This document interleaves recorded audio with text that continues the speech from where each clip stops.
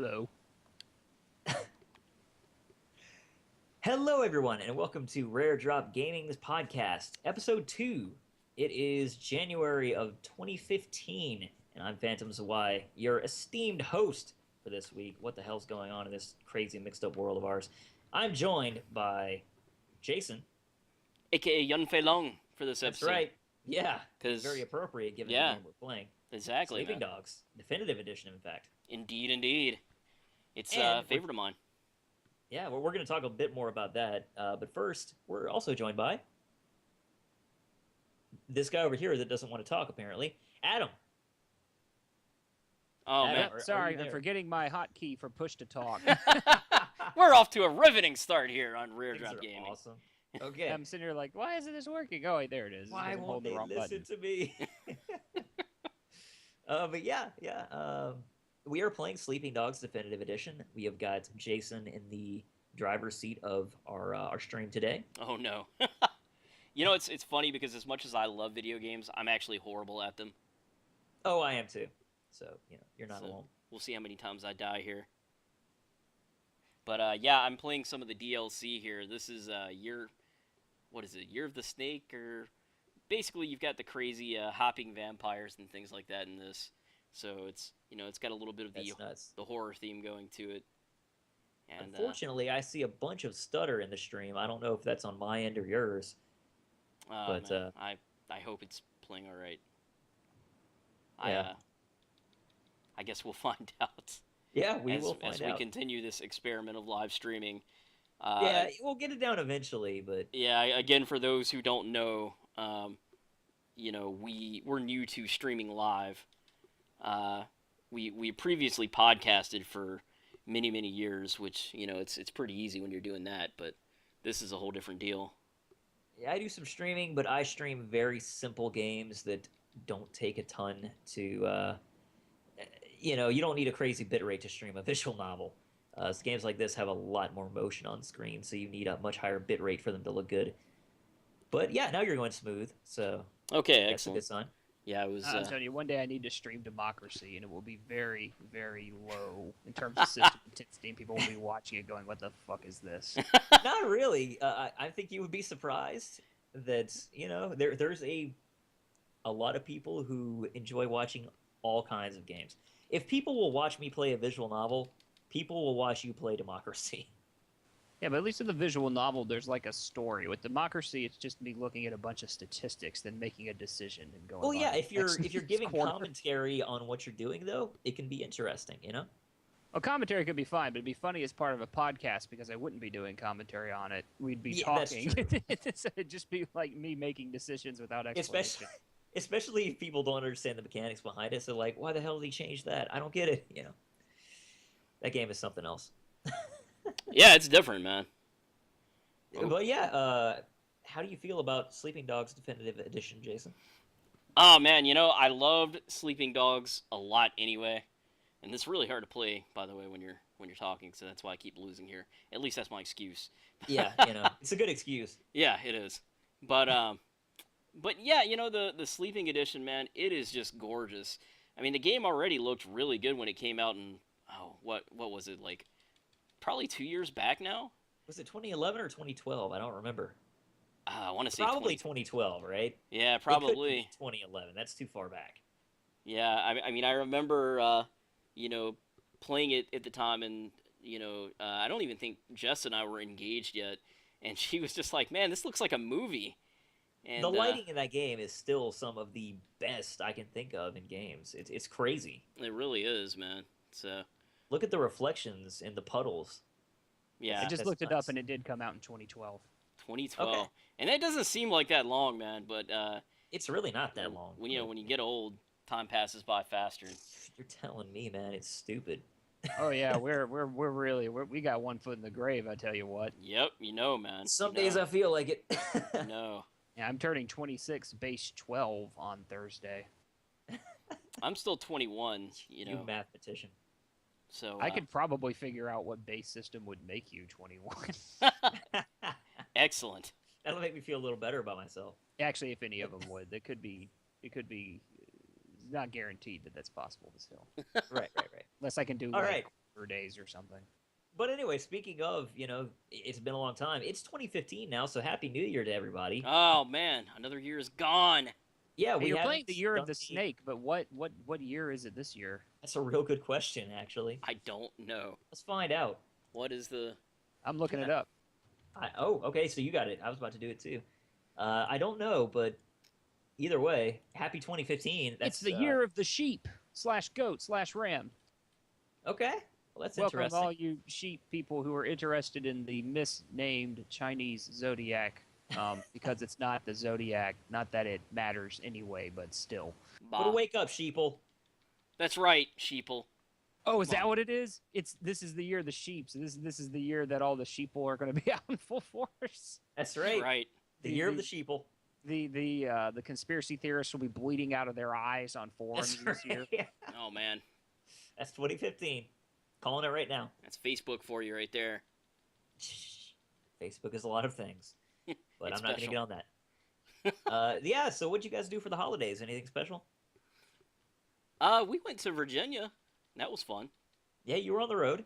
Yep. So we spent it with my wife's sister-in-law and her baby and husband, and ate way too much and all that good stuff, which I tend to do every holiday, and even when it's not a holiday. So That's one of the great excuses of the late part of the year. Pretty much November and December, you can just be like, I shouldn't eat a whole pizza, but it's the holidays. So yeah, but fuck it. That's an interesting glitch. I just went through like this door and it just totally glitched. Did it? I didn't even see it. Yep, and I'm not really sure where to go at this point. So I don't know. But Adam, what did you do for the holiday? Oh Jesus, you just ran through that door. Yep. He's the juggernaut, bitch. But yeah, Adam, what did you do for the holidays? Anything special? Nothing remarkable. I guess the most exciting news in my personal life is that I have a job interview on Thursday. So Hey, way to go! Always good, man. it's not a job in my degree per se, but it is a manufacturing job, and it's with a subsidiary of a large company who does hire a lot of engineers. So I'm hoping that this could be like a segue into something bigger. Right. The hours are going to be interesting in this though, because it's a rotating shift-based system where you work like 12-hour shifts, and some days, some weeks you're going to work 60 hours a week, and then other weeks you're going to work 24 hours a week. Oh wow. Huh. So it's a Well, very that's interesting little system. Yeah. But it's cool. The other thing is that at times, if I get the position, I'll have like 2-week periods where I'll be working 7 a.m. to 7 p.m. Whew, and then that's a long time. And then 2-week periods where I'm working 7 p.m. to 7 a.m. good lord. That would be really tough. Yeah, that would be really tough. Well, got to pay your dues, and I got some debt to get rid of, so I'm ready to go. I'm ready to do it. Yeah, assuming I Familiar get with hired, that. I'm ready to do it. Gonna keep We're my all fingers kind of crossed. familiar with debt. Yeah, I got a whole lot of it. That's Easy. part of being an adult and being an American, I'm proud to be an American, where at least I can charge my visa. Doesn't really roll off the tongue, but I'm working on it. That is how it goes, though. That's right. But yeah. But yeah, that's great news, man. Yeah, it is. Way to go. Good luck on Thursday for sure. Yes, Thank keep you, us thank you, updated. thank you. I think I actually misspoke earlier. I said my birthday was on Thursday. My birthday's actually on Wednesday, and then the job interview's on Thursday. It's coming And right then up. my You got a wife lot and going my- on. And then my wife and my mother-in-law also on Thursday are going to a substitute teachers workshop to try to see if they can. They're thinking about trying to do some substitute teaching work. So Ooh. we'll see how that goes. Both of them. Both of them. I was actually going to go with them too, just as something to do on the interim while I was still job hunting. And then I got this call back from this recruiter, and he was like, "Hey, blah blah blah blah," and he was like, "The interview's on the 15th." I was like, "All right, well there goes my plans for the 15th." Right. You got to do what you got to do, right? Yes, indeed. And obviously, this job would pay a lot more than a substitute teaching position would. Yeah, you would certainly expect so. But yeah, I just kind of hung out for the holidays when I wasn't working, which, my God, I worked a lot over the holidays. I was just trying to recover from working and chilling out and being like, yes, thank God I'm not at work. Yeah, that was kind of it. I just kind of, New Year's I got to enjoy a lot more than Christmas, to be honest. New you know, Year's sat was around- fun. Yeah, sat around, ate a bunch of food, way too much food. and kept eating on that for several days thereafter because we had so much of it, Oh man, and it was a lot of fun. it was a feast. Yes, made It it was like through to to midnight to see in the new year, so that was good. it was like just a continuous feast, man. You guys, you know how to cook a lot of food. That's for sure. Well, it was not just us, that's for sure. Ah, good stuff. It was a team effort. But anyway, yeah. So welcome 2015. Even though it's like what 10 days in now, almost. It's the 8th or the 9th today, Uh, something like that. Let's something like see. that. It's the 8th, I think. It should Yeah, be it's the the 8th 8th. today. Okay. Yeah. So that was the end of 2014. Hello 2015. Man, So I think if you're 2014 was a good year. I gotta say, yeah, 2014 wasn't bad. I'm gonna miss it. I don't know. It's funny we mentioned that though. I think 2014 was a good year overall. I think it was a pretty bad year for games though. I agree. I So totally agree. Like, as far as video games go, not good. I mean, we had a few really good games in there. We all gave our game of the year list on the last show, so go back and listen to that if you're interested. But yeah, just not a ton of great games and a lot of disappointments. A lot of games that had just game-breaking bugs, particularly at the end of the year. And geez, you're a very cruel man, Jason. But just burning that person alive. But Hey, he's a lot of vampire, disappointing man. games. Okay, it's okay because you can burn vampires. And, A nobody, Chinese hopping vampire. don't nobody's feel upset pain. about that. That's right. That's right. And even if they did, who cares, really, right? I'm This Wei actually Shin. reminds me of one of the funniest images I ever saw on Facebook. It was like two giant lobsters holding a human infant in their hand over a pot, or holding a, or one of them is like dressed like a chef and is holding an infant above like a pot of boiling water, and the clearly female lobster says, "Ah, I hate the sound it makes when you drop them in there." And the male lobster says, "Don't worry about it. That's just the sound of air escaping. They don't feel anything." Oh, Oh, well, man. poignant. What they can taste. I say? They sure do taste good. Babies The taste baby good. infants. I The was baby referring infants, referring to same thing. lobster. Yeah. Nope, you've said it already. We know you eat babies. Yeah, you said it. What can I say? I'm a horrible one You argue person. with it. disgusting bastard. I'm a horrible person. I So must aside admit. from criminal acts on Rare Drop Radio, we are streaming on twitch.tv/Rare Drop Gaming.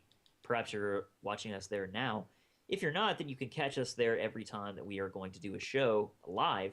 And then we will later post it up on YouTube at youtube.com/Rare Drop Game Podcast. So that's where you can find us if you're interested. You can follow us on Twitch if you want to know when we go live, and you can subscribe to us on YouTube to see our videos in your feed when they are posted. So do that if you're interested, if you're enjoying what you're hearing. It will get a little bit more focused on actual video games and stuff rather than just nonsense as we go on. But it will Really? always have a bit of nonsense. Okay. Don't yeah. I was getting worried there, man. This is a very serious show. I want you to know. Yeah. We cover all the hard-hitting political issues. We're like We are NPR, super cereal. That's right. just like Al Gore. I'm super. Thanks for asking. Anyway, so guys, what have you been playing and watching? Jason, you've been playing this game that you're playing right now. We talked a little bit about it. Do you have anything else to add about it?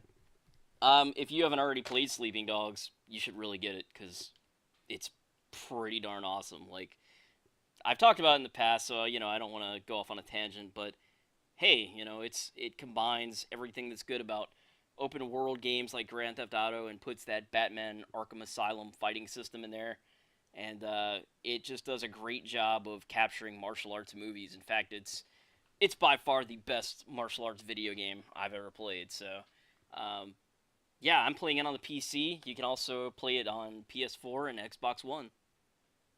Excellent. I hear that you also been playing some Alien Isolation. Yeah, That game got a lot of attention last year. just a little bit. Whoa, the sorry about the volume there.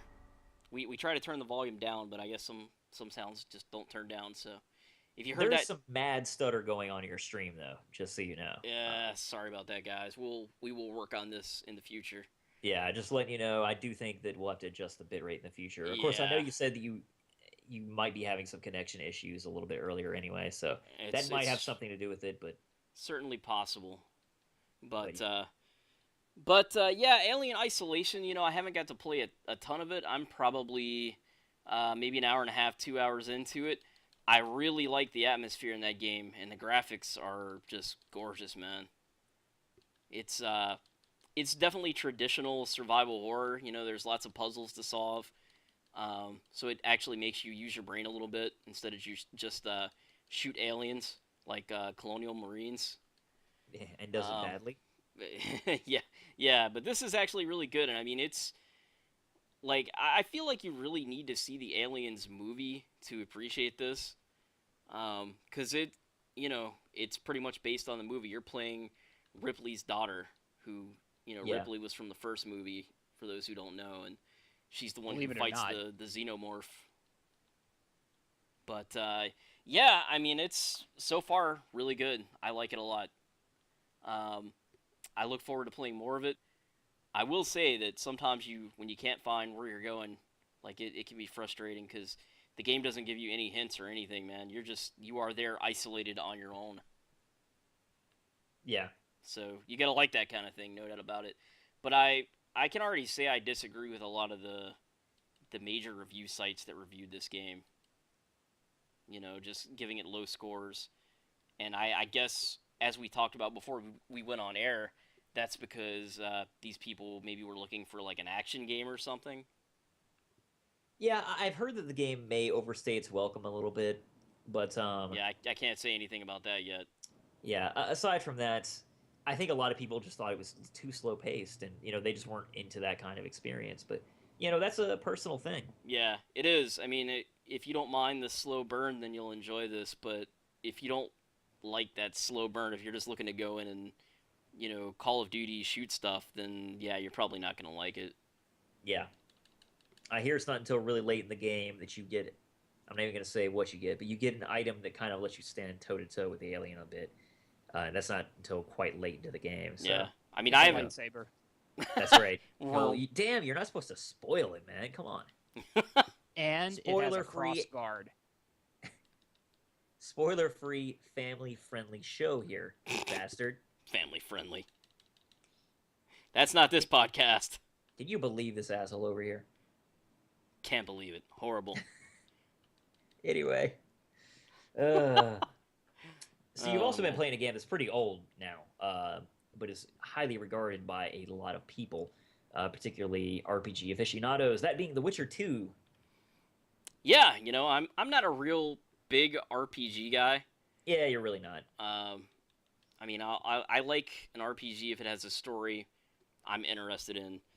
That being said, when I first started that game, like I didn't know what in the blue hell was going on. I had to get you to kind of catch me up over New Year's, actually.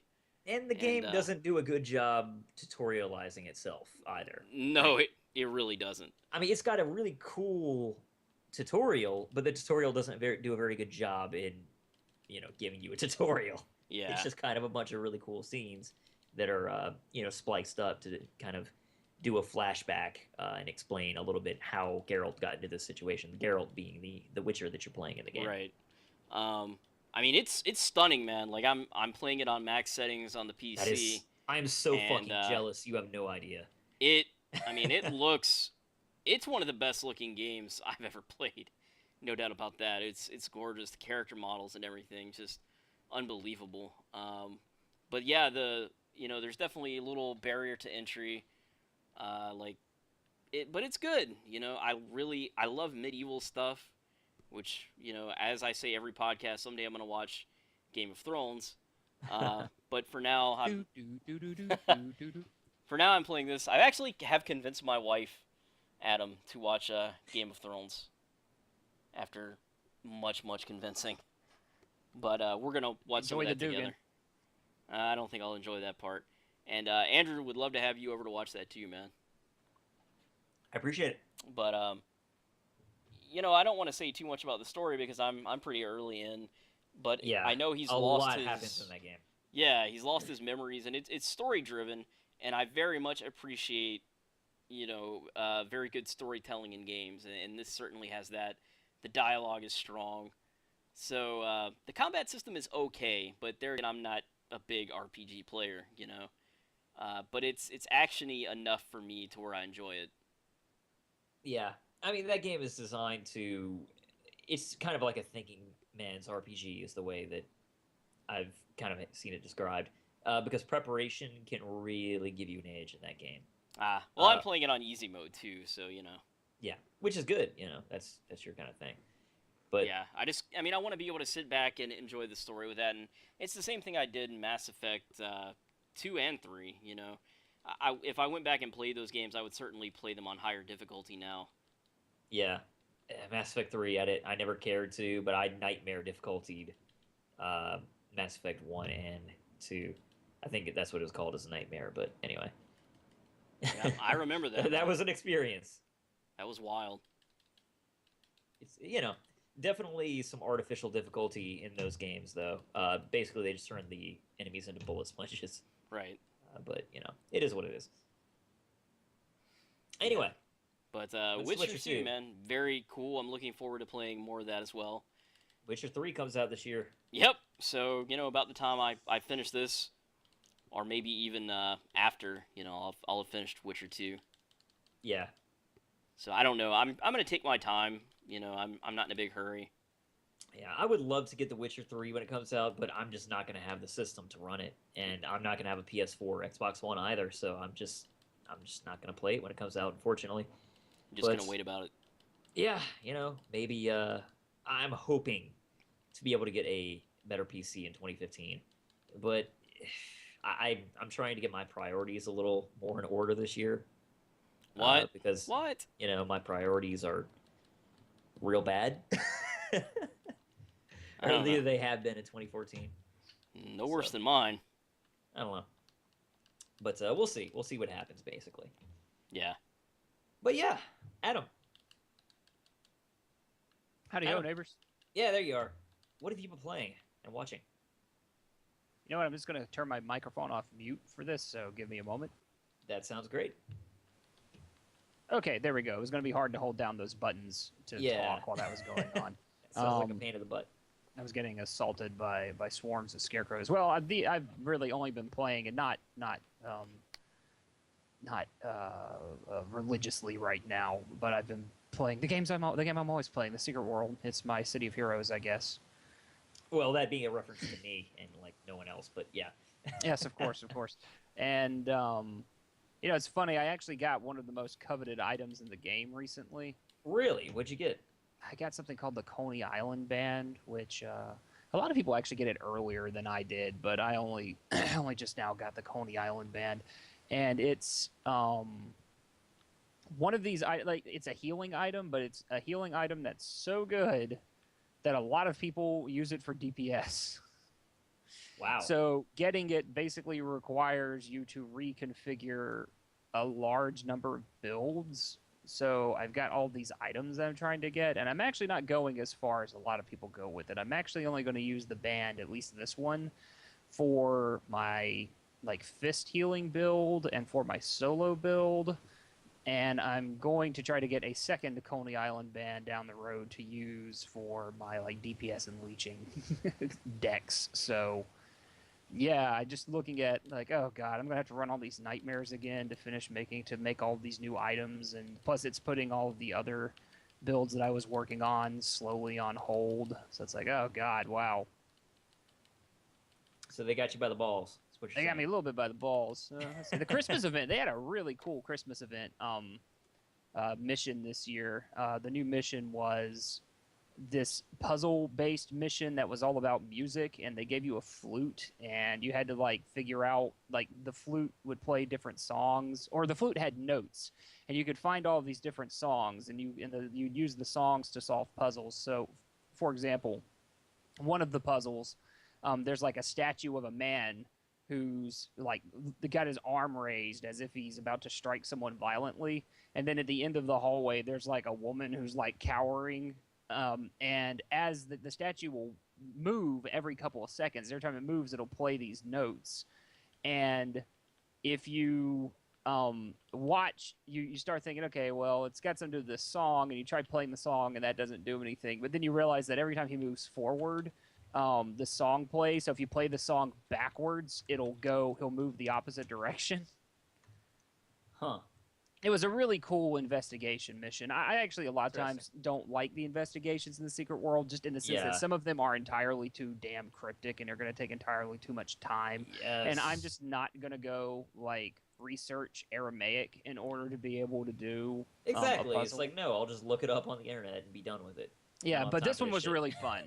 Like That's good. I could have looked this one up, and I did have one part where I got kind of stuck, so I did go like quickly and read a fact and say, all right, I can't figure out how to get past this. But it was largely because I had missed like a clue in the stage, and I had not realized that there was a clue in the background. And I was like, oh, okay, never mind. I see what I'm supposed to do now.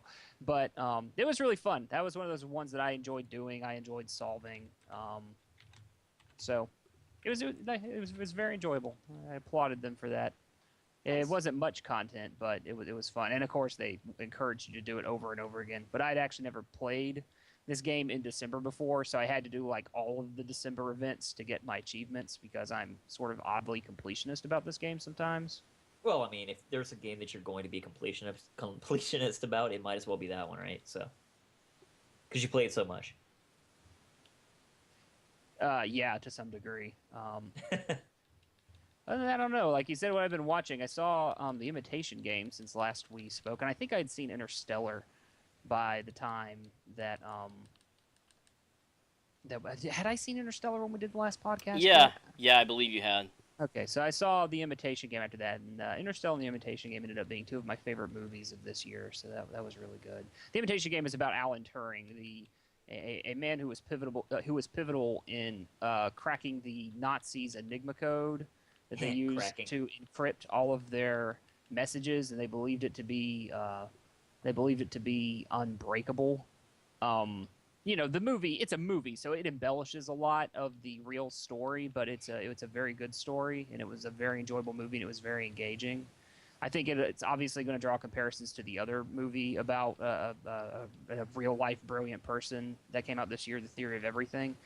The Theory of Everything was good and probably hit emotional notes a little better than The Imitation Game, but The Imitation Game was a much more like engaging movie experience. So, yeah, it was one of my favorite movies of 2014. I have to say. Cool. Wow, that's high praise, man. Because you're of all the we got like 4 good superhero movies this year, 3 yeah, depending on who you talk to. Yeah, there were a lot of good movies. I mean, I still have not seen The Hobbit. Well, I'm sure that's probably going to be my movie of the year. The Hobbits. I mean, if you like the first ones a lot, then you'll like this one. I mean, it was fine. Yeah, it was exactly. enjoyable. I mean, I didn't hate watching it, but it was like, okay, that's over. I don't have to think about that anymore. You sound like it's a chore, man. I mean, it was Jesus kind Christ. of. Thankfully. It all was over. kind of a chore to finish The Hobbit. At times, watching the 3 Hobbit movies felt a little bit like it felt laborious at times because it's just like, damn, this should not have been 3 movies. But they were still enjoyable. They definitely weren't Lord of the Rings, but they weren't going to be Lord of the Rings. I didn't go in with that expectation. So. Yeah, exactly. But yeah, that's about it for me, I guess. But yeah, I can't say I see a lot of current movies, as they come out, but I'll watch them on video, pretty much whatever strikes my fancy. So, I don't know, man. Like, as far as movies that have come out this year, did Oculus actually come out this year or last year? No idea. You know what? I think that was this year, just because I remember thinking it was odd that it came out and it wasn't December, or it wasn't October. Like, it came out at a very odd time. Yeah. I'll look it up quickly. I'll find out when it came out. I think it was this year, though. Was it? No, maybe. Damn, all these years start blending together eventually. It was 2013. Okay, well, I don't know, man. As far as movies I've seen this year, I guess X-Men Days of Future Past, I mean, that was pretty darn awesome. I say, it seems like everybody more or less agreed that 3 of the 4 superhero movies this year were good, and that was X-Men Days of Future Past. It was Captain America, the Winter Soldier, and of course Guardians of the Galaxy. And then the one that people were split on, but I thoroughly enjoyed, was the Amazing Spider-Man 2. Which, granted, I recognize that the Amazing Spider-Man 2 had problems, but I liked the parts that they did well a lot. And I thought Electro was underpraised as a villain. People thought his pre-Electro persona was really goofy, but I can see that argument. But honestly, once he became Electro, I thought he was badass. Yeah. Yeah, I've not seen the third Spider-Man yet. You should. It's good. I would like to. It's another one on my home video watch list. Alrighty. Yep, Well, I recommend it. I guess we'll move on then. I've been playing a few things. I've been playing a good bit of a new visual novel slash sort of like sim management game called Little Witch Romanesque. Basically, you're this archmage that is trying to teach these two witches magic. They're basically flunking in the magic school in this universe, and they're like, "Hey, these two are, some of our worst students. See if you can do anything with them." And so you're trying to teach them magic throughout the entire game. You have 3 years to do it. You control their lessons, which is actually it's unique the way it works. Their lessons and what they learn, it basically works on a day by day function where you're controlling dice. And certain dice combinations activate certain spells. And in the context of your lessons, the spells have unique effects that can act as sort of like multipliers of certain types of spirit, which is what they use as a currency to learn new spells. And it all kind of adds up to a pseudo random experience that you have a good bit of actual input into, because you're able to tap the dice to make them change the side that they come up on. So if the dice is, you can see what dice actually before you begin a lesson. You can see what is going to be on each side of each dice, and this is controlled by the teacher you choose to teach them, and by the classroom they're in, as well as both each of the two witches have one unique dice or die rather, unique to them. And so, say you're like, I need this spell. I need to cast the spell that is a hand, and a gem. Say that it's about to come up as a cross. You're like, okay, there's a hand. So you tap the hand. It will then come up as a hand. It will bounce a little bit, and then it'll come up as the hand. So you're able to offer some input into it, or if you want, you can just kind of let it play out. Though I think that you probably do pretty badly if you just let things happen randomly. But it's amusing. The main draw of that game to me is a unique art style and presentation, because it isn't even presented in the traditional sort of visual novel method of having, like a text box at the bottom of the screen, but the alternative being that the entire screen is kind of like overlaid with text with an image on the back, like say Fate Stay Night. This one uses little speech bubbles, more like a comic book. For the characters, and the bubbles are very unique. They have many different bubbles for different situations. So it's a unique presentation. It's that's amusing and really fits the style because it's very lighthearted and very very silly. So as long as you don't mind your visual novels, being kind of lighthearted, I don't think that I'm going to take a ton away that's really overall meaningful from the game. It's just a good time. So I've been enjoying that. I've actually posted a bunch of Let's Play episodes over on my YouTube channel. That is youtube.com/phantomsy. If you want to check it out, I've got like 14 episodes up now. I've recorded like 24, I think, now. So I've got a nice backlog of it. And I've also started streaming some Fate Stay Night again. Oh, excellent. I look forward to watching those. Yeah, so those will be posted up on my YouTube channel really soon. I've only got 2 episodes recorded slash streamed ahead of where I am in the game right now. But they'll start going up after I finish posting the last of my Jisenjo no Mao playthrough, which I have one more episode to post up tomorrow. But after that, the game is finished. It'll be 55 episodes of Jisenjo no Mao, each one a little less than an hour or a little bit over an hour. So about 50 hours of content there on my channel if you want to check that out. It's a really good game. And Fate Stay Night is, in my opinion, even better. So check into those. I've also been playing some Asalia the Eternal. That's the last pimp for my YouTube channel of stuff I've been playing on. That's a sort of strategy RPG visual novel that I enjoy. It is probably the least for everyone game that I've been playing over on my YouTube channel. That one, it's the game gets a little silly, but it thinks that it's serious a lot of times. So it's one of those games that doesn't really have a great amount of self-awareness. Sometimes it's really good. Sometimes you're like, oh, really, game? But I do like the combat in that game a lot. So anyway, moving on from that, actually, Jason, you picked me up a game for the holidays called World End Economica, Episode 1. This is the first part of a 3-part series that has been kickstarted by, what are they called? Seiha Translations, I think. Or, no, it's Sekai Translations. I forget. Anyway, it's the first of 3 episodes of this game that is being released over here. It's a visual novel, of course, because, hey, what else do I play, right? And I played, actually, according to my Steam here, I played 104 minutes of it, so I haven't even gotten 2 hours into it yet. But from what I've played so far, it's interesting. It's based on this, it's actually based on the moon, but it is based on a moon that has kind of been colonized by humans. And, you know, they've worked to, like, establish, like, an atmosphere, and, you know, they've got all kinds of weird technology supporting humans on the moon and stuff.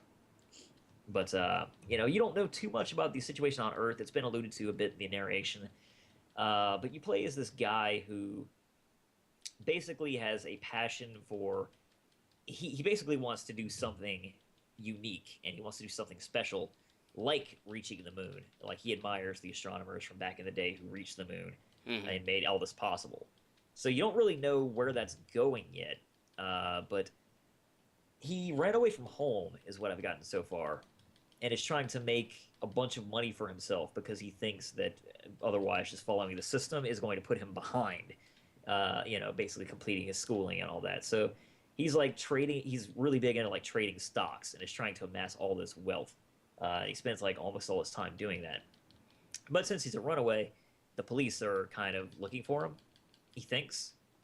At least he had to run away from them once. So now he thinks they're after them, even if they weren't before, because they know that he ran away from them. So this this woman who runs a church helped him out. And he's staying there now with this other girl who we don't know much of anything about, who is, you know, probably also a runaway. But, yeah, so yeah, there's not too much to tell about the overall plot from where I am right now. I think the game is between 8 and 10 hours from what I've heard. But I'm enjoying it so far, and I've got a long way to go in it. Very cool. I picked up a few other games over the holidays. Most of them were rhythm games, actually. I know I talked to you about this, Jason. I picked up a game called Melody's Escape, which is a really cool stylistic rhythm game where you're a runner, basically that will either duck, slide, or jump according to the buttons you press to the rhythm of your own music. It's available on Steam. It's an early access game, but it's pretty much feature complete from what I can tell. And it's really got a great sense of style. That's what I think this game really brings to the table in terms of rhythm games. I was really impressed with it, man. Yeah, it's really cool. I highly suggest if you are into rhythm games, you know, with that caveat, you'll probably really like it. I would suggest looking up some videos of it. There's not a ton I can really say about that game, though, because your enjoyment of it is going to be dictated by how much you enjoy the style and, you know, how much you enjoy your own music library. So, there's that. So you got to have a lot of MP3s. Is that what you're saying? Pretty much, yeah.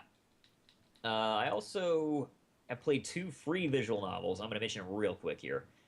Just 2 quick notes. A game called Everlasting Summer, which is actually a Russian visual novel, which has been translated to English very poorly. But It is available on Steam for free, so you can't really complain, right? Yeah, if it's free. Exactly. And it's pretty unique and interesting. Well, okay, it's not horribly. It's not greatly unique, but it's interesting. Um, the game has a lot of good and bad ends, and to me, I think the bad ends have generally been a little bit more interesting because it's like, oh, that's dark, Yeah.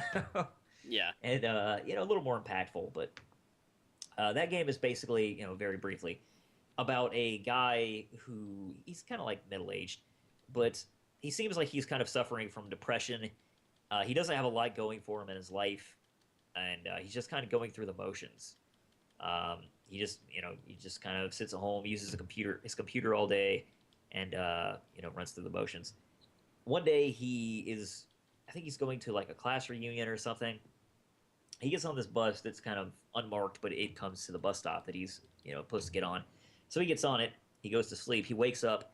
He ends up in this like way back in time in this Russian camp, uh, and he's basically like a kid again, but it's also way before his time.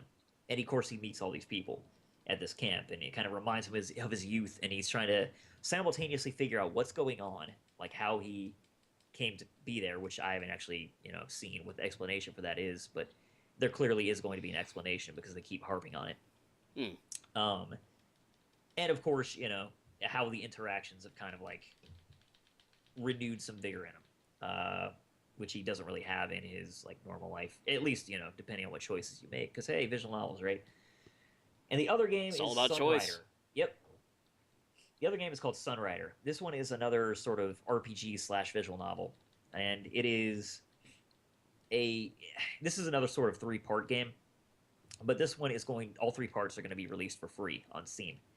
2 parts are out now. The part released now is called Sunrider Mask of Arcadius. It is a sci-fi visual novel with, again, RPG elements in it. But it's developed in a visual novel engine called Ren'Py, which even I've used before because it's free. And it doesn't really handle combat very well, to be frank. Mm. So I like the game for the most part. I think the combat is really weak in the game, though, which is sad because that's kind of its most unique feature, right? But I think the combat is bad. So, frankly, unless you really, really are into the strategy of combat and you can kind of overlook the really clunky nature of the combat in this game, you're probably best off just playing it on easy. But it's free. It's got It's got a nice sci-fi setting. So if you're into sci-fi, you'll probably enjoy it. It's also got giant robots. You fight giant mechs along with spaceships, so that's always appealing. That's all you need, man. Yeah, it's also a American visual novel, and it kind of shows in that the pacing is way different from Japanese visual novels generally. Is it faster paced? Much faster. Yeah, much because faster. The Japanese definitely tend to take their extreme time. I enjoy that style, but I think this is a visual novel for people who probably don't have patience for a lot of the exposition that goes on in a lot of visual novels. Because in this game, the conversations are very brief compared to how they generally are. Usually, when you start a scene in a visual novel, you might as well sit down for a bit. Because the scene is likely to take you, 20 to 30 minutes on average. This game, each scene is more like maybe 4 minutes, maybe. And then they move on and, you do more stuff. So it's very different in that regard. But, it's unique. And as long as you got some time and you're interested in visual novels at all, it's, you're not going to lose any money in it. So why not, right? Exactly. I'm looking forward to the 3rd part, because the 2nd part ends on a massive cliffhanger, and I'm like, you bastards. So yeah, there's that. I've also played another couple of... What now? They want you to come back. That's right.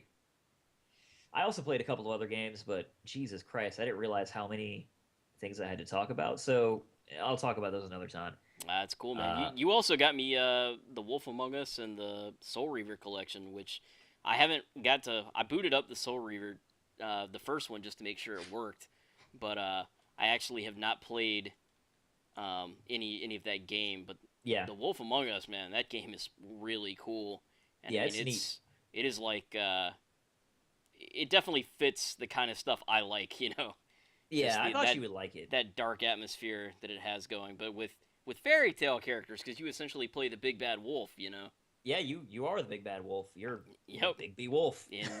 in human form. But I'll talk more about that game when I've played it more, because I really don't think I can.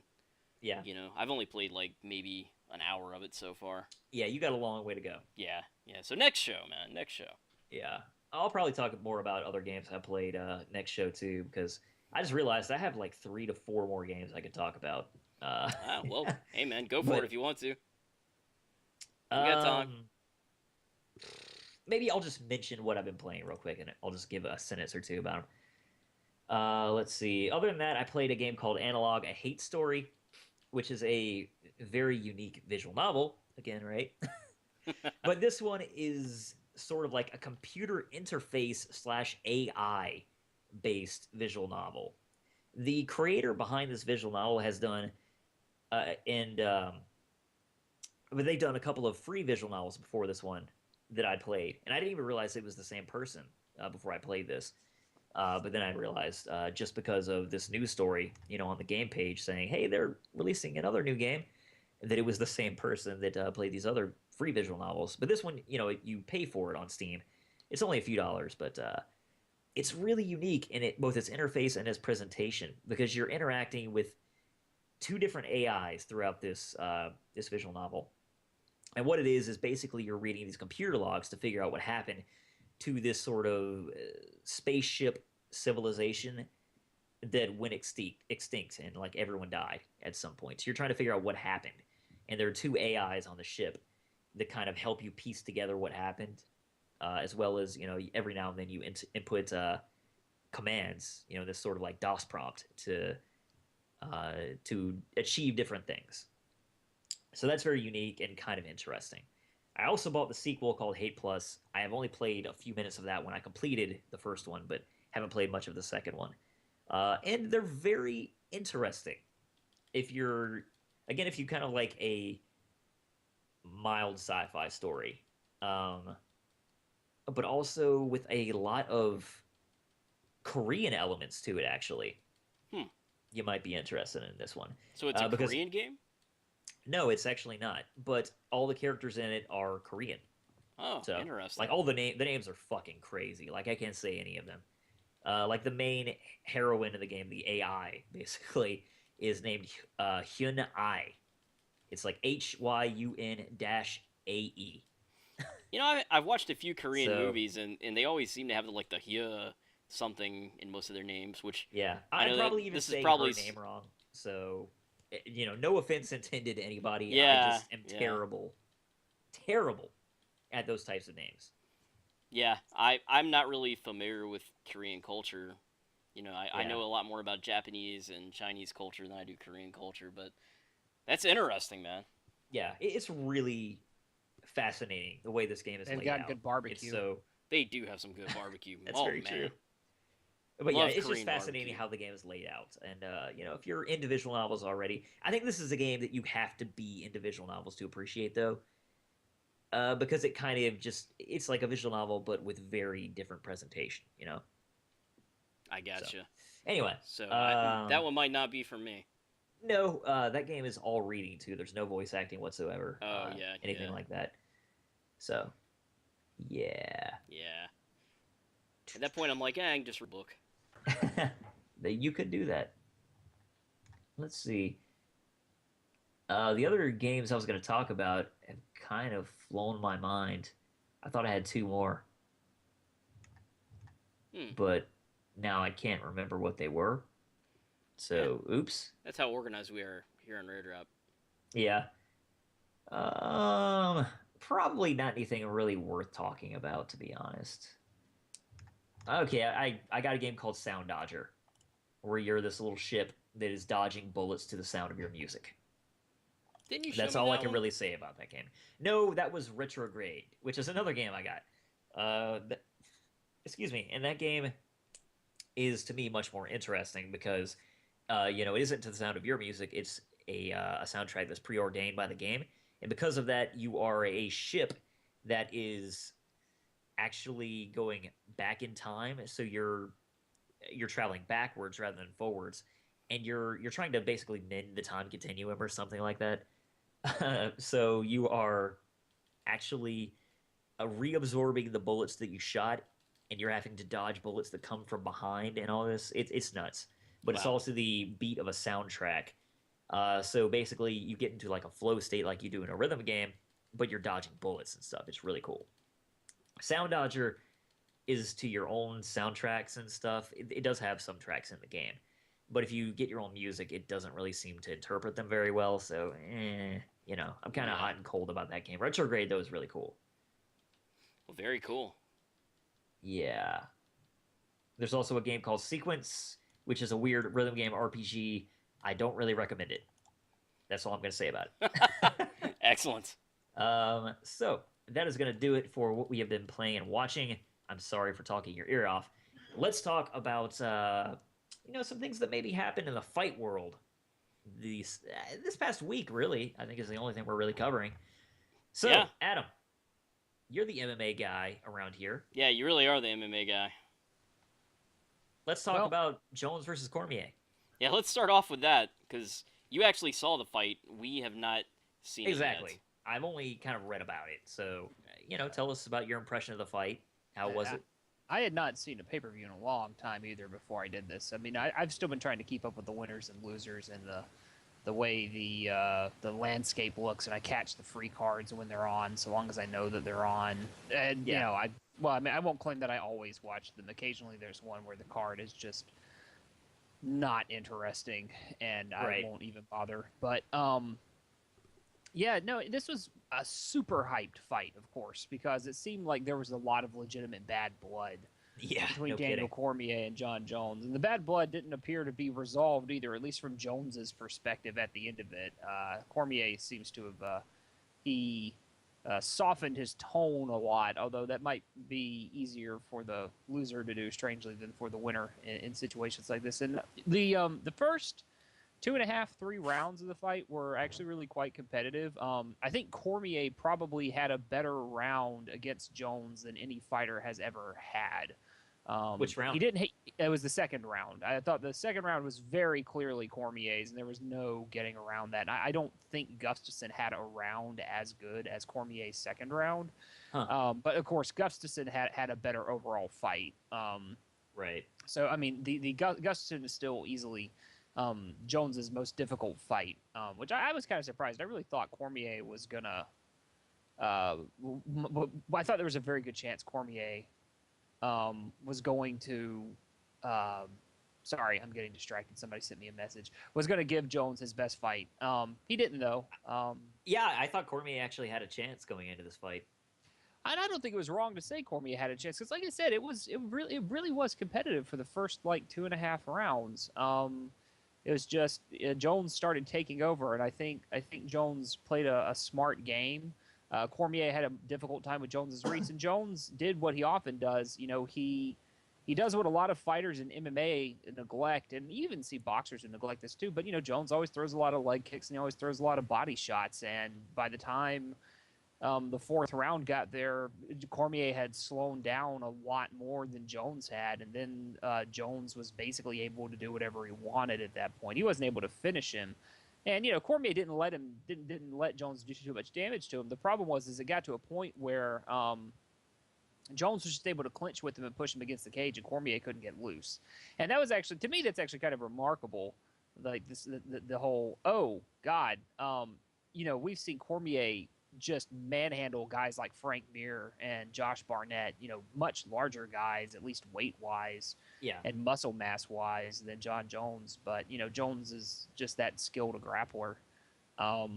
And, he got like 4 takedowns on Cormier. Cormier got either 1 or 0 takedowns on Jones, depending on how you want to look at it. Wow. Like he got a takedown. He obviously got an ego takedown in the end of the 5th round, near the end of the 5th round, where it's like he just did that because he knows he's going to lose, and he just wanted to do it because there was a lot of their beef goes back to some comment about a takedown, so it's kind of funny. What do you mean he got an ego takedown though?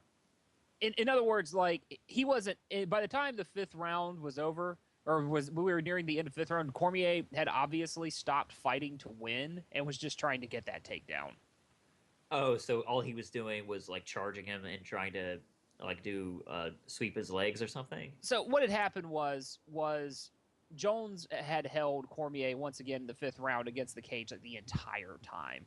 Cormier gets loose in like the last 2 minutes of the fight, which normally means, dude, you got loose. You better start swinging for the fences because you're obviously, not going to win. You're not going to win this round, and you already had lost 3 rounds going into this. So you got to get a KO probably, or you got to get a submission. He wasn't likely to get a submission.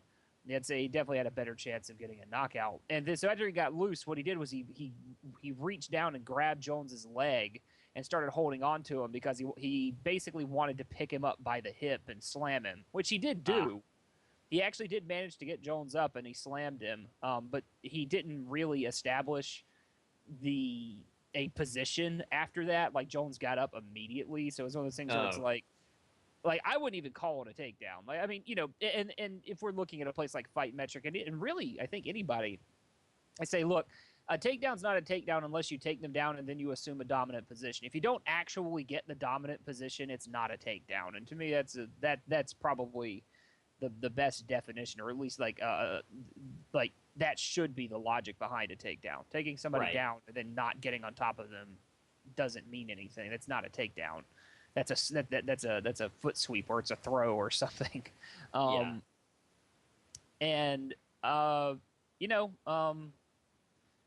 afterwards, like, Cormier was again trying to grapple him after that, and they had this really weird ending of the fight where we hear like the click, clack, clack, and it's like, oh, the fight's over to Jones, while Cormier is still trying to get his hips, just kind of like stands up straight and throws his arms up in the air like, hey, I won. And then Cormier kind of stands up, like, I guess thinking the fight was over because Jones was posing. And then Jones, when he sees him stand up, just like cracks him with the left hook, and then the bell rings, and while the bell is ringing, Cormier throws a combination and kind of hit Jones after the bell had rung, and also Dean with a pretty clean shot too. Although Dean kind of slipped the punch. Well, Dean's like running into the middle of him, like, oh god, don't fight, and then it kind of gets one. Yeah, one of the Cormier's right hand kind of like grazes his face. It's funny in the slowdown because Herb Dean was an MMA fighter, not a very successful one, but he knows how to fight. So it's funny when that right punch comes in, Dean like raises his hand to his face and kind of catches it with the palm while shifting away from the momentum of the punch. It's like, what? So I was watching the fight with a couple of fighters, and they were laughing about Herb Dean giving him the shoulder rolls. So. That sounds fun. Yep. And then, of course, there's the whole aftermath of this, which we found out that Jon Jones had tested positive for cocaine. Yes. Let's talk about that now. Yeah. Cocaine! Let's talk about that.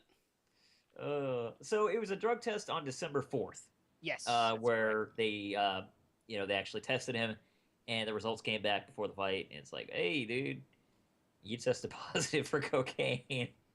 They later did a follow-up test, and he didn't test positive. So okay, so here's something that needs to be we'll do some technical details just so this makes sense. Yeah. So go for it. Jones tested positive for a cocaine metabolite on on a test that was administered on December the 4th. Now, if you'll remember, Nick Diaz got fined for testing positive for marijuana metabolites for his fight with George St. Pierre. What a shot. The key difference there is that the test that was done on Jon Jones was considered a quote-unquote out-of-combat test, meaning that he basically had not reached the window, which I think is actually only like 12 hours before the fight, and 12 hours after the fight, for an in-combat drug test. And the metabolite that he tested positive for is not banned out of combat. So even though he got this test and the commission he tested positive for, the commission didn't have any power to say anything or stop anything because of that positive test result. So the fight continued. And at the same time, it also seems now that maybe they should not have tested him. It seems that actually might have been a clerical error, like he shouldn't have even been tested in the first place. But the story gets a little weirder than this too, because one of the other weird things that happened is that Jones had 3 TE ratio tests done. That's testosterone to epitestosterone. Now, a normal person, a normal male, has a TE ratio of about one. Jones, in these 3 tests, never broke a TE of 0.35. In fact, his most recent test was a 0.19, and that is extremely low, which starts to make people say something suspicious is going on here. Because here's the thing: a 27-year-old athlete fighting at the top of his class in the most competitive organization in his sport should not have 20% of the testosterone of a normal male his age. That's so unlikely. Is like you could almost like that would have to have such adverse effects on his performance. The idea that he could actually do that seems unlikely. What this seems to point to is normally when a test result comes out like this, somebody is taking epitestosterone in order to cover up their high testosterone levels. So if you're taking a performance-enhancing drug that increases your testosterone levels to where it's going to be like 3-to-1, which, by the way, the commissions allow an absurd TE ratio. Some of them allow 4-to-1. Some of them allow 6-to-1, which is absurd. That's like, crazy.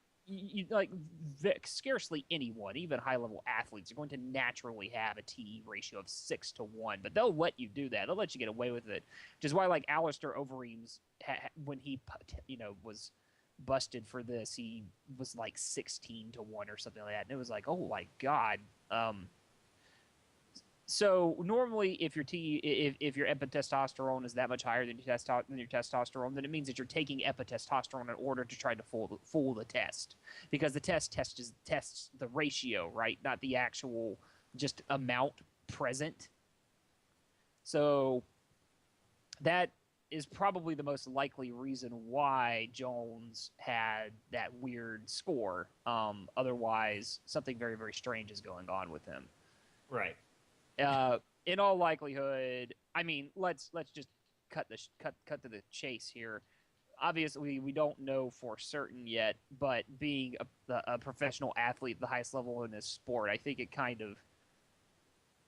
don't think it would be too credulous to say he's probably taking some kind of performance-enhancing drug or steroids and is trying to cover it up. Don't be crazy now. I know. That would never happen in a professional sport. Yeah, come on, integrity. These guys, there's lots of that. They're avatars of integrity. Yeah, that's what they are. MMA fighters. Totally, man. Well, of course, it's funny they now. Have honor. Now we're hearing all these rumors on the rumor mill from alleged insiders, right?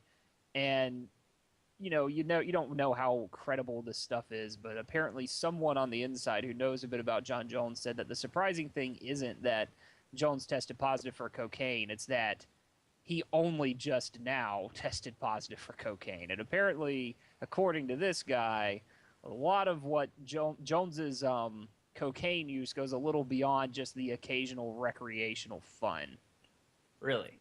Now, I guess. Now. Yeah, who knows? Rumor. Who knows? Yeah, it's a rumor, so take that with a giant grain of salt. Although that is kind of worrying when you hear something like that, because it's like, look, Jones might be the best fighter in the world, but if he's really doing that shit, then he'll probably just self-destruct, honestly. Yeah. He's a role model nobody's for children. Beat him in the ring, but he might self-destruct out of the ring, and then people, But the fight, the decision stands though. That's not going to be overturned. So right. The record will say that he defeated Daniel Cormier by unanimous decision. Yeah.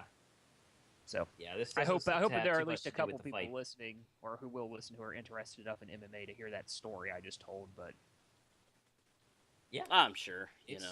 It's an interesting story. Yep. I don't know, man. I mean, how much more hypocritical does this make Jon Jones? Well, here's the thing, and because people have always complained that John Jones has seemed fake, and He is fake. I think to Yeah. a degree, like he's definitely fed like with the over time his oh, I got caught, he's already been busted for DUI, right? Yeah. While he was courting some ladies of the night when he ran into a telephone pole, Yeah. and Whoops. the thing is I don't. I mean, I'm not one of these extreme Jones haters. Like a lot of people really just can't even stand the look to look at the guy. It's like I think, personality wise, like yeah, he seems a little fake. On the one hand, I kind of appreciate that he wants to put forward a healthy image. He's even said at times they wanted to model himself after George St. Pierre. But let me tell you something: you're not going to catch George St. Pierre drunk with hookers, Yeah. crashing his No. Bentley into a telephone pole, and then like 2 years later, like oh god, I popped for cocaine before before one of my fights.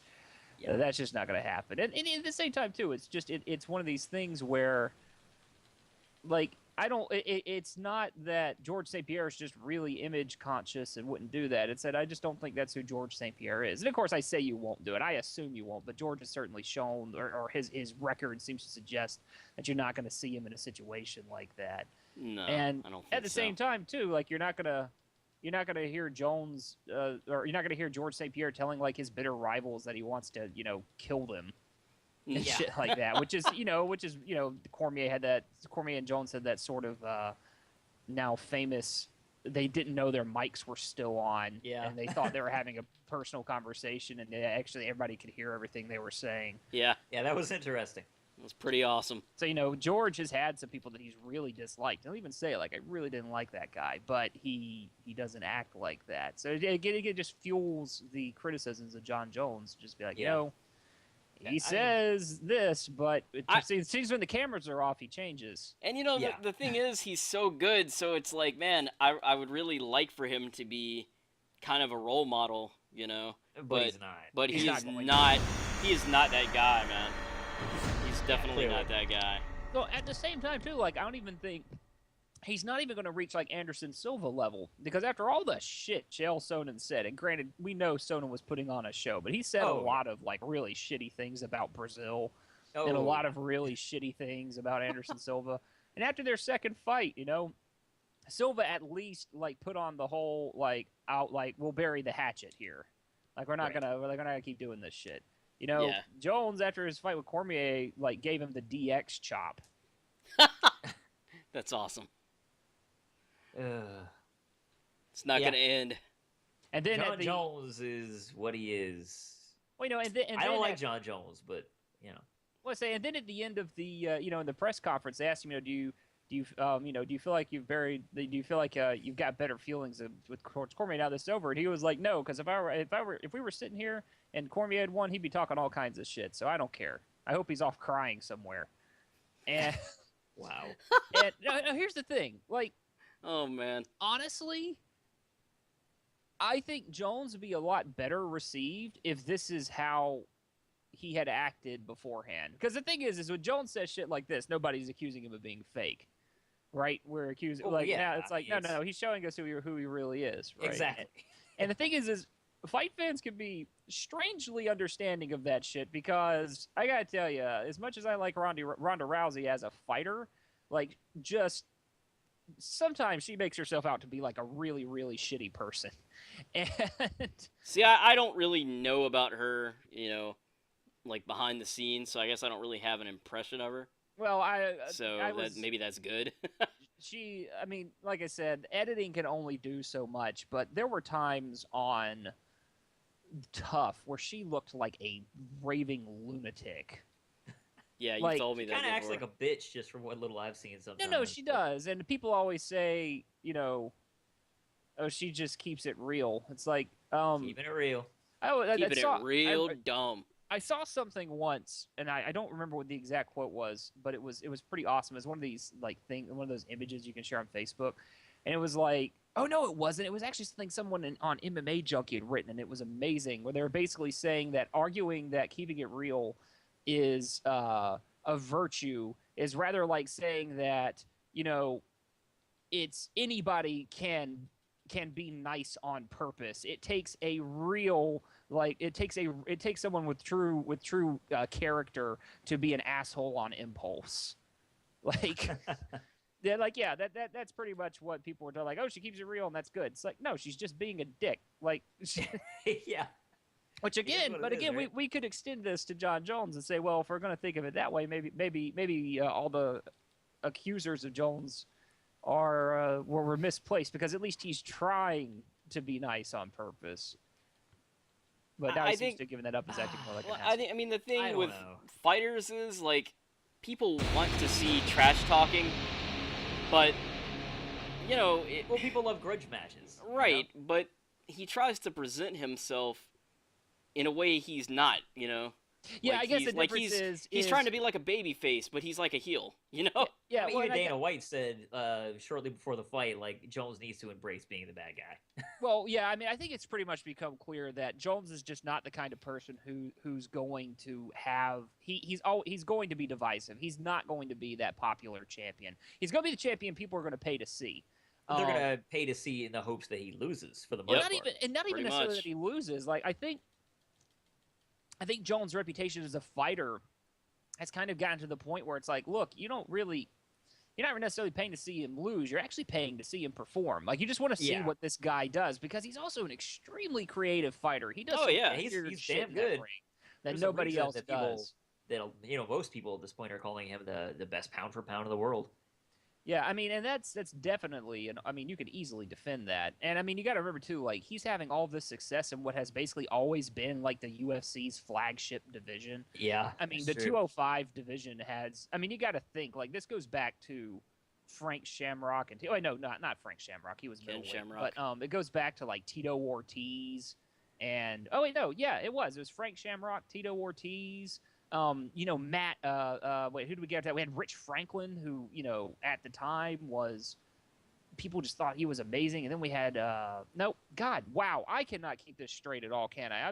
I was talking about light heavyweight, then somebody I moved into middleweight. I'm Well, Chuck Liddell at one point, right? yeah, Chuck Liddell. I mean, Chuck Liddell was huge when I first really got big into UFC. It was Chuck Liddell. Yeah, and he was Tito the guy Ortiz. back then.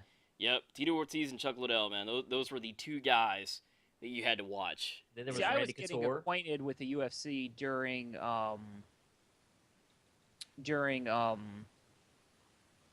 let's see, Chuck Liddell's feud with Randy Couture. Oh yeah, that was good Yeah. too. I mean, I certainly don't think MMA has the interesting fighters that they used to. But I don't that's really just my agree with opinion. that. No, I don't agree with it either. But I mean, you have to follow it too, though. I mean, here's the thing: if you're not in the loop, you're going to see that a lot of the names of the people you found interesting are gone. Yeah, I And know. then you're going to look at the roster and be like, oh well, these don't look like interesting people, but it's good. Well, maybe not, but you got to look at that in the context of you don't actually know who the people are. I mean, Anthony Pettis, the new lightweight champion. This guy is amazing. I have not seen him fight yet. Pettis does insane things. Pettis is this weird guy. Like, he's got some vulnerabilities, but his vulnerabilities are largely defensive. I mean, this dude beats people in ways that they, by all rights, shouldn't be beaten. I mean, this dude submitted Benson Henderson in an armbar a couple of minutes into the first round. He then I saw turned that. That was around weird. and submitted Gilbert Melendez with a freaking guillotine choke. Like, these guys don't get submitted, and Anthony Pettis does it. This dude kicked Donald Cerrone in the ribs and had him reeling in the first round and then finished him. I mean, and Cerrone's notoriously tough, and Pettis went out there, kicked him in the ribs a couple of times, and had him completely on the retreat. Benson Henderson doesn't get submitted. Gilbert Melendez doesn't get submitted, and yet that's what Anthony Pettis does. So there really are a lot of interesting fighters in the and the welterweight division is about as exciting as it's ever been, just because you don't have that ultra dominant champ in George St. Pierre anymore. Yeah. You know the fight I want to see? CM Punk versus Al Bundy. Make it happen. Yeah. Ed I want O'Neill. to see CM Punk versus the Green Ranger. Yeah, personally, unfortunately, it doesn't look like we're gonna get that. which is so yeah, sad. I would actually like that to happen too. I would really I would watch that. I would make sure that I saw that, but oh well. Do we know who We CM shall Punk is gonna face yet? We No, don't. We don't. Okay, I don't think they know yet. I'll be interested to find out when we do. But yeah, interesting stuff going on in MMA, and this is the most interested I've been in a long time with the whole John Jones Cormier situation. But I don't know, man. I mean, granted, I haven't seen the pay-per-views and I have not kept up with it recently. But last time I watched it, I was just like, it's okay, but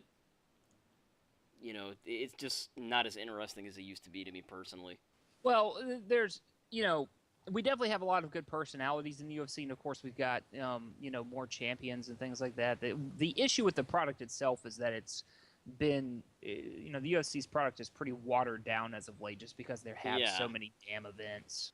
I mean, if you ordered a pay-per-view back in the day, it was a huge event. Now, it's like, you're kind of paying for one fight, which kind of sucks. It's all over now. Yeah, so, it's just my personal opinion on it.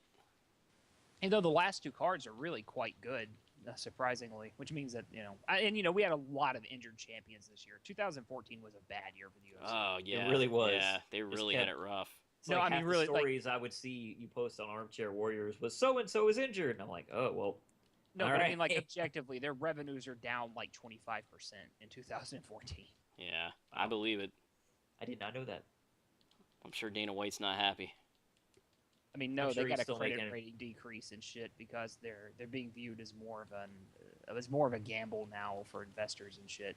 Yeah, it happens, man.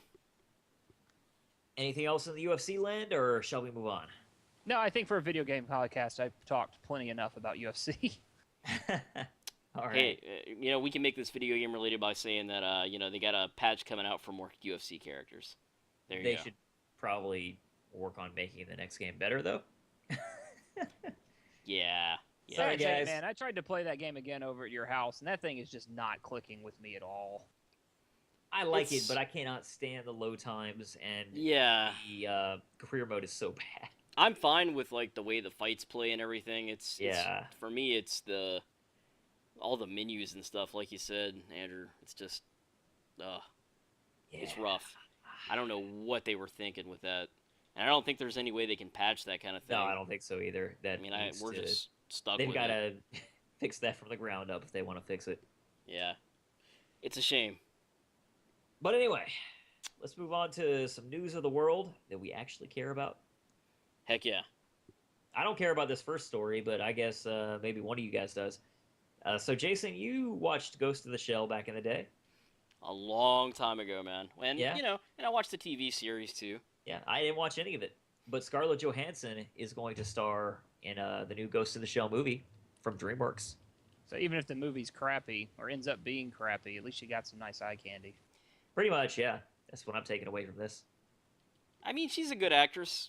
I don't think she's, like, just some amazing, beautiful goddess like people think. But, I mean, people go crazy over Scarlett Johansson. She's fine as hell. She's all right. Fine she looks really as nice. hell. She's all right. Fine as hell. I I don't know disagree. where you get these amazingly high standards, Jason, but whatever. I'm just saying, man. To be, Just saying. this Hollywood actor, or actress, rather. You don't think that she belongs in Hollywood? Yeah, I mean, I guess. She's all right. Wow. She's all right. Rare Drop Gaming, judging women, okay, apparently. Oh, of course. You know, That's what we do here. Was she some magazine's like sexiest woman in the world a couple of years ago? I have no idea. That is way outside my my cultural know-how, which is to say they're, basically none. I mean, I feel like a lot of the reason that people get like the sexiest man or woman alive thing is more because of the roles they're in, than actually being a good-looking person. I mean, popularity has a lot to do with it, but I rather think Yeah. I think that's an element of it, but I sort of think they're not inclined to give it to you unless you're already like widely considered to be an extremely attractive person before Yeah. they take all that into consideration. I don't know, man. I'm just saying a lot of the models in Japan and China are far cuter than the American actresses. They should have really got someone Japanese to play the main girl from Ghost in the Shell. Oh, I didn't say cute. I said fine as hell. Okay, fine as hell. There's a difference. They look a lot better than Scarlett Johansson, in my opinion. Here on Rare Drop Gaming. Just silence. Yeah, just silence. Apparently, nobody agrees with me here, as I'm wailing away on a Chinese vampire. Yeah, you've been doing a lot of that in choppy glory. Yes, that's what we do here. So, Devil May Shit Definitive Edition. I mean, Devil May Cry Definitive Edition. That's it for is Ghost in the announced Shell. Yeah, no one cares about Ghost in the Shell. Come on. All right. Devil May Cry Definitive Edition is announced for Xbox One and PS4. Yeah. No one cares, right? Our entire discussion of that last story was about how attractive Scarlett Johansson. I mean, really, do we need anything else from that story? I mean, I don't know about the anime. It looks like it might be interesting. Let me actually say before we Go move ahead. on that I actually think that we now have the ability to do justice to a Ghost in the Shell film. It's all going to depend on a decent script and a decent director and all that kind of stuff. But I mean, the technology is there to do it right.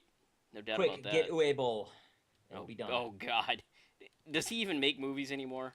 Yeah, I heard that he's actually. Oh gosh, what is it he's doing next? But he's ruining another something from our childhood. That's all I remember. Oh, how But- in the world does he get work, man? I'm about to look it up. He is so like he's never made anything good. I could make a better film than him, Yeah, he's real bad. and I would make some cheesy horror films. Let me tell you. But Uwe Boll, oh man, I don't know how he keeps getting money. He made a bid to direct the World of Warcraft movie, but they said no. Which Oh, that was smart. who said we will not sell the movie rights? Not to you, especially not to you. That's pretty good. That's awesome. That is pretty darn awesome. Man, I could have sworn. Oh well. No work for you, Uwe Boll. I don't see what he's doing next. No one likes But anyway, you. I think he's doing something else. Can't remember it now, but anyway, that's it for Ghost of the Shell, right? Yeah, that's it. Because I never watched it, so I mean, I just have nothing to add. Yeah, I mean the TV series is better than the movie. Really, just watch that, But Okay. hopefully it won't be like a Dragon Ball Z kind of deal where it's just like unwatchable. It's so bad, Yeah, So we'll see what happens. cool, man. All right, so the crappy new Devil May Cry game is getting a definitive edition for Xbox One and PS4. Typical Go back to Capcom, that. man. Indeed, no one buy it, please. The game was dumb to begin with, and now they're milking it. I mean, I've heard the game itself was okay. I played the demo. Right, the gameplay is Uh, apparently all right. It's They ruined Dante's design, and yeah. it seemed like they just made the story dumber than it already was, because the story used to be really cheesy, but it understood that. It was like a And tongue-in-cheek it- kind of thing. Exactly, and it embraced that fact. Right. But now they're trying to take it seriously, and it's like really dumb still. But it's dumb in that way that is not self-aware. Yeah. Oh, I fucking hate that game. Yeah. Oh, I hate Capcom. Fuck Capcom, man. So really quickly, and this isn't on the thing. I watched some of the Street Fighter V stuff. It's speaking of Capcom milking things. Yes. So how many versions of Street Fighter V will we get? And I have to say, Oh, looking man, at like it, 10. looking at it first, my first impression was this looks entirely too much like Street Fighter 4. Like the art style is too similar, Yeah, I actually could barely tell a difference. when which I first immediately watched gave me like I had to look at it pretty closely. It's a little bit grittier looking, but and then I was looking at the kinds of things that are in it, and it looks like it has elements of Alpha and Third Strike in it, which just makes me sit back again and go, as fun as it was to have Street Fighter 4, can we really just agree that this was ultimately a rehash of Super Street Fighter 2? And now it looks like Street Fighter 5 is just a rehash of other shit that they've done too. I mean, it's got a new title, but they aren't attempting anything new, it doesn't look like. So it's like, okay. It looks like they attempted a lot that was new and interesting in Street Fighter Cross Tekken, even though I never played it. But it's like, so you're going to give us Street Fighter 5, which is like a weird hybrid of Alpha and Third Strike from the appearance of things. So I don't know. What's the motivation to buy it? I'm pretty The fact- excited about it. Excuse me, the fact that there's a ton of Street Fighter fans. Yeah, I mean, I'm A like, fucking hey, ton. Street Fighter 5, cool beans. You know, I mean- like Street Fighter 4 a lot. I mean, yeah, I like Street Fighter 4, but I mean, again, we do kind of have to acknowledge that it was just kind of a rehash of Super Street Fighter 2. Nothing like, wrong with that, though. I mean, But when did Capcom just completely give up on innovating at all? Oh, man, Capcom hasn't been innovative in years. That's very true. I think Like- the last time Capcom actually was innovative at all was PlayStation 1 era. Well, no, I mean, you had Resident Evil 4. That was innovative. Okay, GameCube era. I'm sorry. Yeah, GameCube era. That was probably... that really was probably their last innovative game. Yeah, I didn't even think about that, but I mean, yeah. I think we talked a little bit about Evil Within earlier, you know, and you know, it's and granted that's not Capcom, but that's Shinji Mikami, and that game is really Resident Evil 4 like, you know, with better graphics. Yeah. And you know, they're re-releasing again Resident Evil 1 soon. yeah, I know, for Buy it PC again. and Xbox One and everything. Though in its defense, I hold a lot of nostalgia love for Resident Evil 1. I'm sorry. I know that it's hypocritical considering what I'm talking about, but Well, I do too. Don't just so open that many- door. yeah, just so many memories with that game. Though this is the GameCube version, you know, remaster, so it's actually not going to have that kind of voice acting. But Which is a little bit unfortunate to me. I'd like to be able to switch between the bad voice acting and the good voice acting. oh, that would be so good. But Capcom is not that innovative. So. I want to know where they found voice actors that bad. I mean, like, you almost have to try to be that bad. Like, how do they find professionals who are going to do this? I don't And, like, where do they find these people? I don't know if they were trying to like go for like a really cheesy zombie movie feel or like I really don't know if that was intentional or not to this day. It would be interesting to find out. Well, it was entirely produced in Japan. So, yeah. Chill sandwich. But yeah, I mean that's one I'm looking forward to as well and I mean I'll wait till it's a lot cheaper than when it first comes out, you know. Well, it's only going to be $20. Yeah, I'll wait So. till it's cheaper than that though. Yeah. I would like a sale when it's $5. That Yeah. would be awesome. 75% off. Yeah, Sign me up. exactly. Because You know, I mean, I paid played- for that game like 3 times already. so, exactly. We've already bought that one like 3 times. you know, This is how it's Capcom makes all its money. pretty Rehashing much. all its shit. It's. I mean, they had great games back in the 90s and 80s. I mean, the thing is, I think I'm basically just kind of like done with fighting games. I think I've kind of passed that point in my life. I can't even remember the last time I played a fighting game. I still love fighters, man. I mean, it's still some of my favorite games are fighting games. I think the reason I loved them back in the day is because I would get together with people and play them, and it was a lot of fun to do that. I don't. It's not fun to me to play fighting games online because I don't feel like putting in the time and effort to hang with the people who hang around in those games. You know, so no That's- thanks. I mean, basically, that's why the online modes are there now. well, that's what I'm saying. The people who stick around in those games are too fucking good. So either you play it for like a month or so in the launch window, and then you Yeah. know people who aren't awesome stop playing, or you just get your fucking ass beat and have to practice to try to hang with those people. I don't want to do that. I'm not interested in it. So I kind of don't really have much interest in fighting games at this point. I mean, because I don't live around a bunch of people that I'm playing video games with anymore. It different phase of my life. So I still love fighters. I mean, yeah, we don't live around a lot of people, but they're still fun to me, even if I'm just taking on the computer. Which, there's a new Tekken coming out, and I'm probably not going to get that day one or anything, but I'm like, oh, cool, like, more Tekken. I'm down for that. yeah, But you've there- always been there a again, Tekken I mean, guy. And also, I just like martial arts movies a lot, I mean, it goes back to my childhood, I guess. Just watching old kung fu movies. So those Yeah. fighting games are sort of like an expansion upon that, I guess.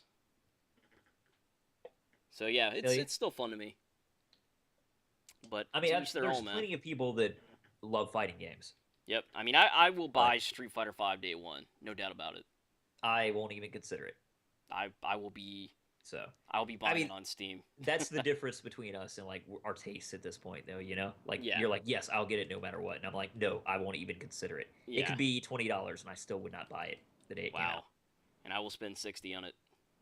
Street Fighter 4 has been down to like $7, and I said no on Steam because I don't care about it. Sorry. I mean, I've already played the crap out of the game, so I don't care about playing it on PC really. Yeah. You know, but yeah, it's just my opinion. So, what else we got, man? Clannad may or may not get a physical edition for people who do not back the Kickstarter. That is, I think it's still going on. Clannad is a very famous visual novel in Japan from Key, and it's probably one of my favorite visual novels ever. It's fantastic. There was a really poor translation of it, a fan translation that came out in the past, but it was never really completed, and even what was completed was pretty bad. But now they're going to get a official translation, Key endorsed and everything. It's going to be released in the States, which is awesome. So people can get physical copies by backing a certain amount on the Kickstarter, but the people who are doing the Kickstarter, Sekai Project, they say that there may be a physical copy option for people who do not back the project, but it's still up in the air. This is just kind of one of those stories, this is basically a me story, If you're into visual novels at all and you listen to this, hey, there you go. I think it brings up an interesting conversation piece as well, because Kickstarter is so big now, not only for video games, but for movie projects and just, I mean, everything you can think of, really. If a major studio is not going to back a film, but there's interest in it anyway, fans can back a project now. I mean, it's pretty darn cool. A lot of games are getting started that way. Yeah, a lot of visual novels are actually being backed this way, in particular by this same company, Sekai Project. They've got another hugely popular visual novel called Grisaya no Kaijutsu that they have gotten backed as well. And for both of these games, they hit every stretch goal, every single stretch goal that they set up. It's ridiculous. It's awesome, Yeah, I mean you can there's support. so many people. Like visual novels are a very niche, sort of fan base, and gaming at this point. But they're getting a ton bigger in the States now. 2014 was the year of visual novel expansion in English. Which is awesome, because you've been a fan for many, many years, Andrew. Yeah, I've been trying to spread the word for a long time. Yeah. And it's just in 2014, the games started coming out on Steam. Visual novels are now out on Steam. Both Clannad and Grisaya are going to get on Steam. Both of them I mentioned. It's huge, man. It's crazy, because these are huge titles that, both have animes that were hugely popular, as well as the visual novels, so they have some name recognition even outside of that sort of thing. They've got massive fan bases. So, I mean that anime is only going to help to expand the game. Hey, Rice Master, how's it going? Rice Master just hopped into our chat. Oh, hey, Rice Master, thanks for watching, man. We appreciate it. He just messaged me on Steam. I told him, hey, we're streaming over here. But yeah, very nice to have you, man. Yeah, but we're talking a little bit about Clannad and Grisaya getting kickstarted. Yeah, I mean, any project, I feel like as long as you've got a decent plan and a video set up, and you can show people like, hey, I'm really gonna make this happen, people are willing to donate